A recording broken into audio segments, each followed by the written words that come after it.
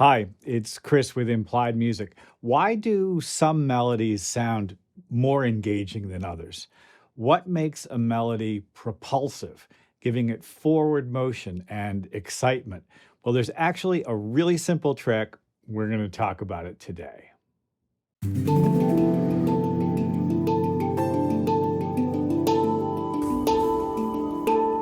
Listen to this melody. It's a famous old melody called the saber dance. It's a great example of what I'm talking about.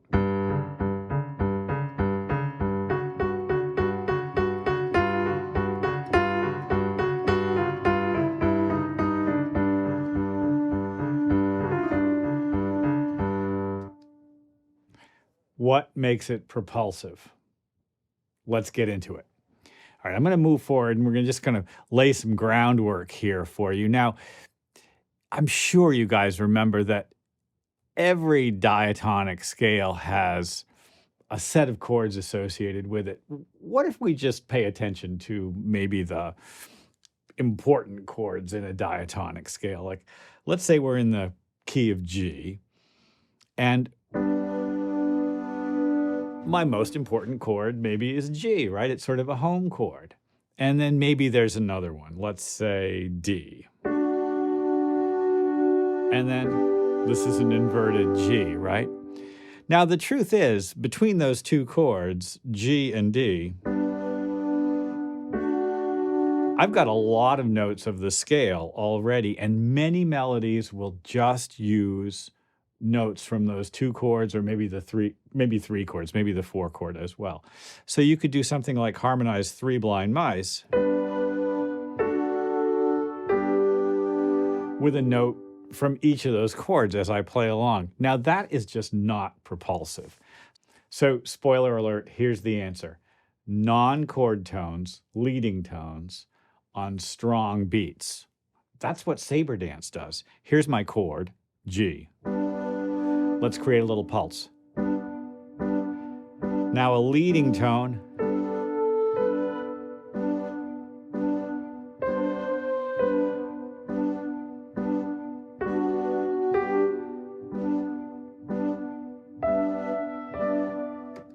On a strong beat, on a downbeat, on beat one, a leading tone on a strong beat, pushing to a chord tone on a weak beat creates propulsion.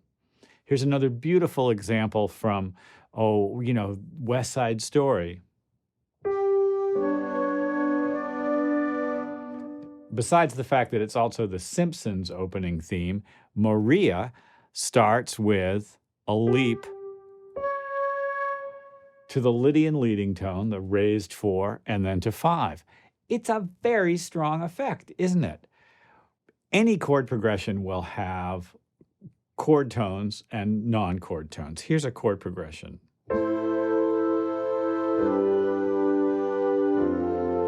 I went A minor, G, F. Let's record it.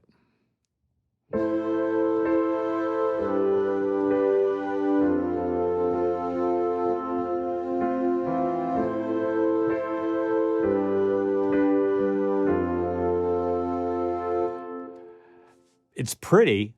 Let's add a melody that doesn't give us any propulsion over the top of that.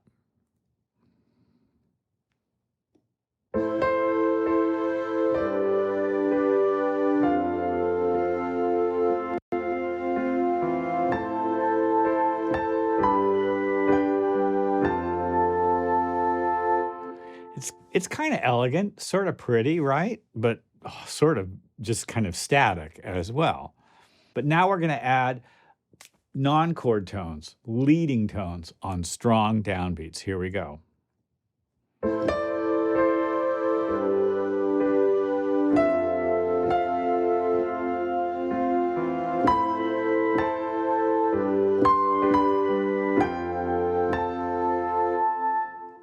Well, it's a much more exciting, propulsive, forward-moving type of thing.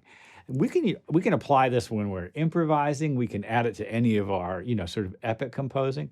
I think it would probably also work beautifully in any kind of melodic writing when you're songwriting. In fact, think about this for a second. Let's say you have a lyric that has your yearning, has some ache in it.